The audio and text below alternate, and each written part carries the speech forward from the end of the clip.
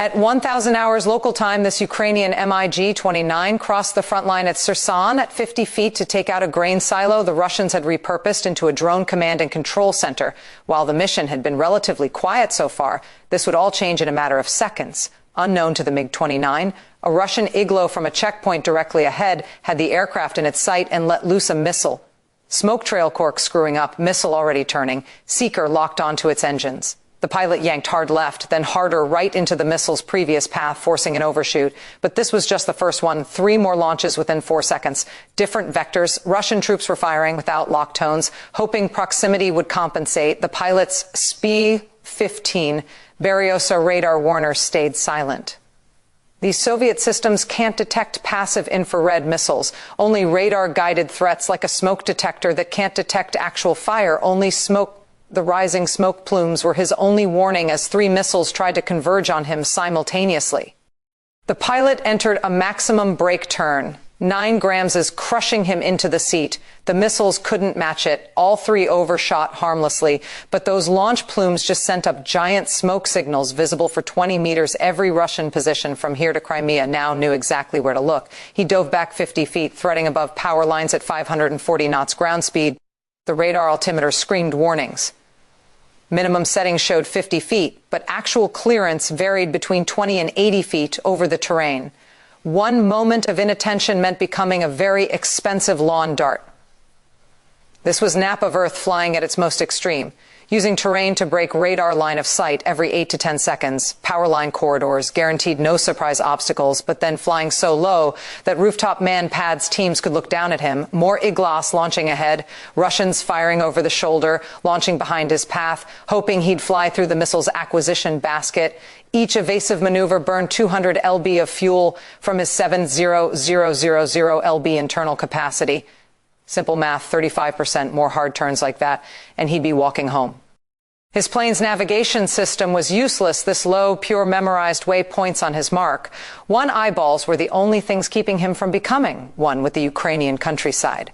Though he was successfully winning the world's deadliest game of dodgeball, a P-18 Spoon rest radar was getting intermittent returns. This Vietnam-era beast operates in the VHF band at 150 to 170 megahertz wavelengths that penetrate terrain better than modern X-brand radars. Kind of like how you can hear the bass of your neighbor's music, but not the voice. The operator was starting to notice a pattern in the fleeting contacts, already alerting a Pantsir crew 12 kilometers ahead about the probable route, if he could even make it through this next swarm of Iglas.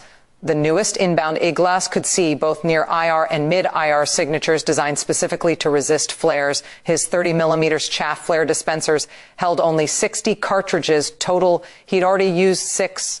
The math was getting worse by the second.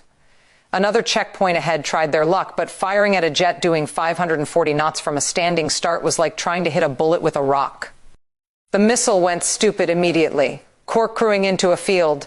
Banking hard around a radio tower, the pilot checked his 6, clear for now, but more smoke trails were rising from positions he just passed. They were calling ahead, vectoring every air defense asset toward his probable route. The entire occupied territory was waking up like he just kicked an anthill. His SPO-15 threat receiver started chirping, search radars coming online, painting him, trying to establish track. In minutes, every SAM system within 50 miles would know exactly where he was. But first, he had to survive the next 30 seconds as another man-pads team appeared on a factory roof, missile already leading the rail, and he was out of maneuvering room between the power lines. The factory roof IGL forced him up to 200 feet. Dangerous exposure, but better than eating a missile. The SPO-15 threat display immediately exploded with contacts, multiple radar systems painting him across different frequency bands, each spike representing a different threat. The Pantsir's 1RS-2E radar was switching between search mode with its 40 kilometers range umbrella and track mode at 20 kilometers, trying to lock him down for a shot. Search mode was like a lighthouse sweeping around, track mode like a spotlight locked on. The moment it switched to track, he'd have seconds before missile launch. The pilot executed a notch filter maneuver, turning perpendicular to the Pantsir's radar beam. But when you're moving sideways relative to Doppler radar, your signature matches ground clutter. You essentially disappear into background noise. But this meant deviating from his planned route, adding miles and burning fuel he couldn't spare. Every defensive maneuver was a trade-off between surviving the next threat and having enough gas to make it home. As the pilot was trying to dip, duck, dive, and dodge missiles, the Russians were setting up a classic SAM trap. The old P-18 VHF radar would flush him out. Its long wavelengths penetrating terrain impossible to hide from. Then the X-band fire control radars would engage. It's like using a tracking dog to find someone, then sending in attack dogs for the finishing move. Meanwhile, a Tour M2 system is warming up from a cold start. These things need 3 full minutes to boot up their 9, a 331 electronically steered array. Once online, it could track 48 targets simultaneously and engage 4 at once. He'd be flying right into its engagement envelope in less than 2 minutes, if things weren't bad enough. Already, the Kasuka-4 electronic warfare system joined the party, beginning GPS jamming across the L1 and L2 bands. At 1,575 and 1,227, the pilot watched his GPS receiver flicker, 8 satellites dropping to 5, then 4. The JDAM needed 8 satellites for optimal accuracy, giving it a circular error probability of less than 5 meters with only 4 satellites. That might balloon to 30 meters, the difference between hitting the building and hitting the parking lot. But Ukrainian engineers had anticipated Russian electronic warfare tactics. Their modified JDAM-ER had an enhanced inertial navigation system using ring laser gyroscopes.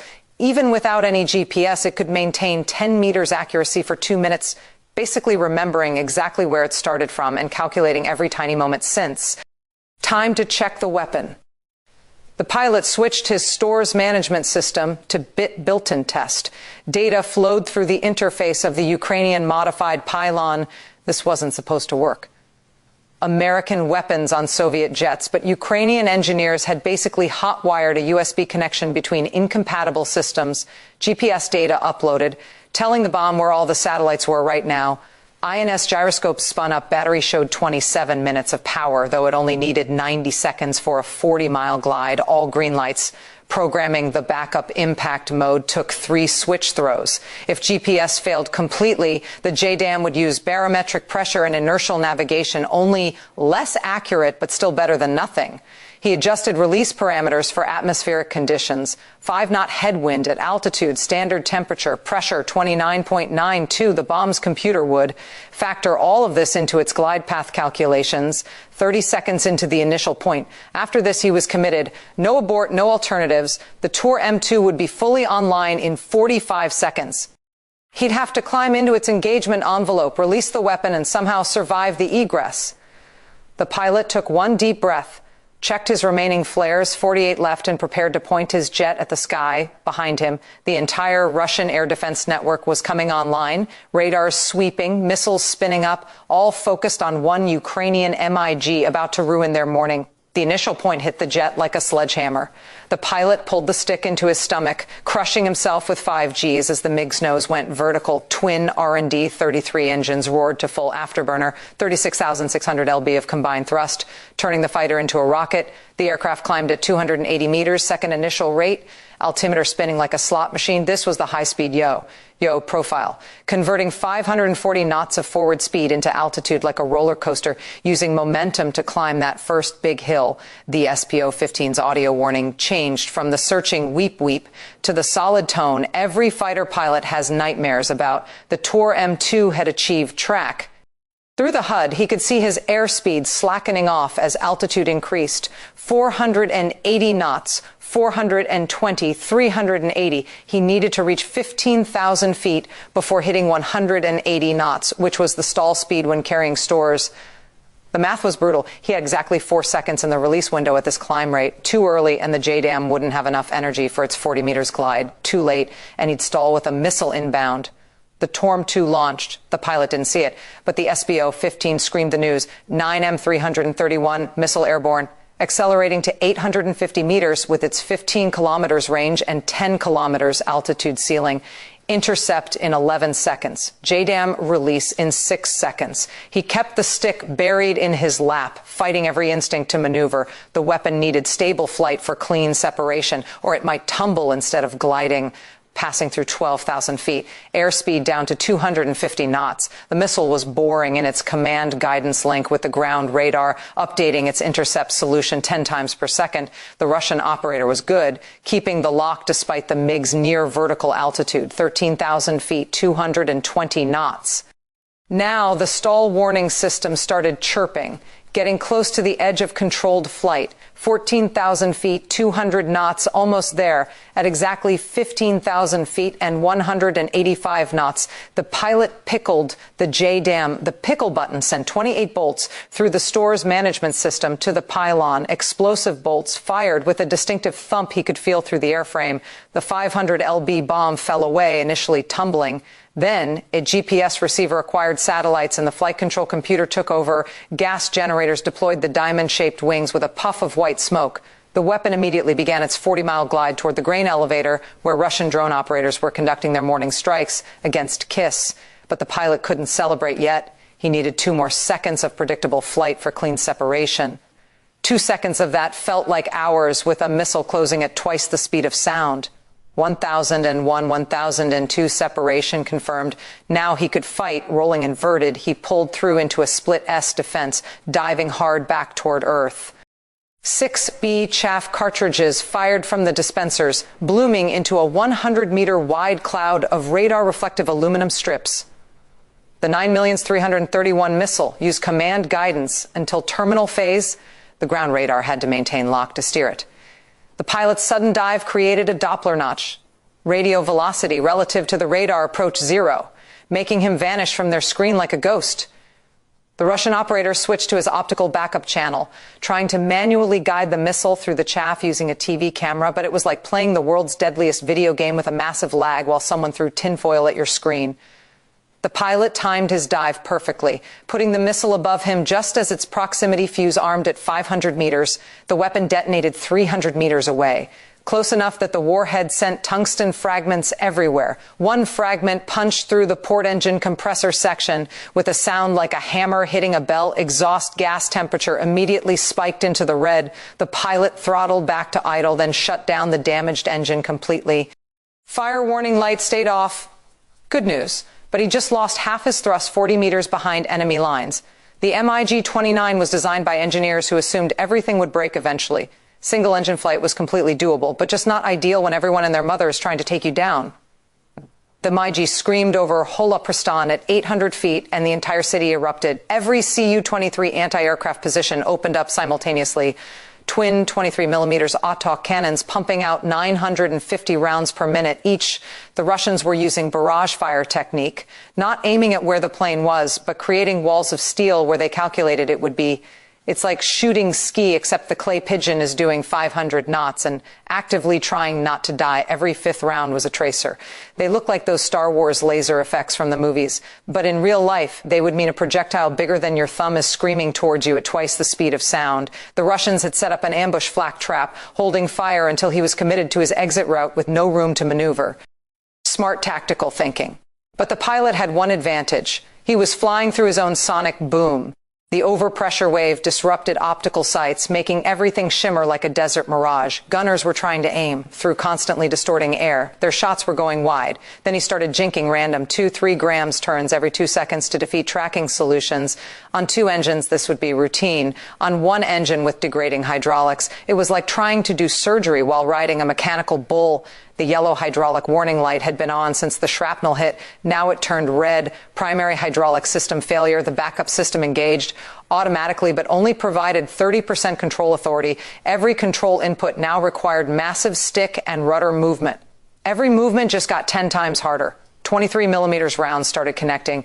The distinctive sound of metal punching through aluminum skin filled the cockpit. The pilot compensated with rudder and differential thrust. Except he only had 1 engine. Every system failure cascaded into another problem. The aircraft was becoming harder to control with each hit. Through the chaos, he could see Ukrainian territory ahead. Maybe 35 miles, the MiG was barely responding. to controls, but it was still flying because Soviet engineers built these things like flying tanks, triple redundancy and everything, gave the pilot the ability to fly with half the aircraft shot away behind him 40 miles back. The JDAM-ER was in its terminal dive at 287 meters. The drone operators in the grain elevator had just 3 more seconds to get out of Dodge. The weapon's FMU-152 joint programmable fuse was set to delay mode. It would penetrate deep before detonating. The bomb hit the center support column at over 600 miles per hour. It punched through it like paper, and then through 2 more floors of concrete and steel. Then it detonated 445 lbs of trionyl 80% TNT with 20% aluminum powder converted to pure energy in micros, seconds. The blast over pressure hit 300 psi at 10 meters radius. The aluminum powder created a 2,800 degrees Celsius fireball that consumed everything instantly. The blast wave traveled through the concrete at 1,700 meters, faster than a rifle bullet, creating spalling where the concrete itself became lethal projectiles. The support column vaporized. 8,000 tons of concrete and grain began progressive collapse, each floor hammering the one below at gravitational acceleration. The building folded in on itself like a Jenga tower. Total collapse time, just 6.2 seconds. The dust cloud rose 500 feet, visible from Ukrainian positions across the river. Secondary explosions rippled through the ruins as stored Igla missiles and drone batteries cooked off, their warheads adding to the destruction. The Ukrainian pilot nursed his injured MiG toward friendly airspace, holding minimum controllable airspeed on one engine, fighting failing hydraulics every meter behind him. The Russian drone headquarters was gone. The hunters had finally become the hunted. Bye for now. If you like this video, please share it, subscribe to the channel, and don't forget to leave your feedback in the comments.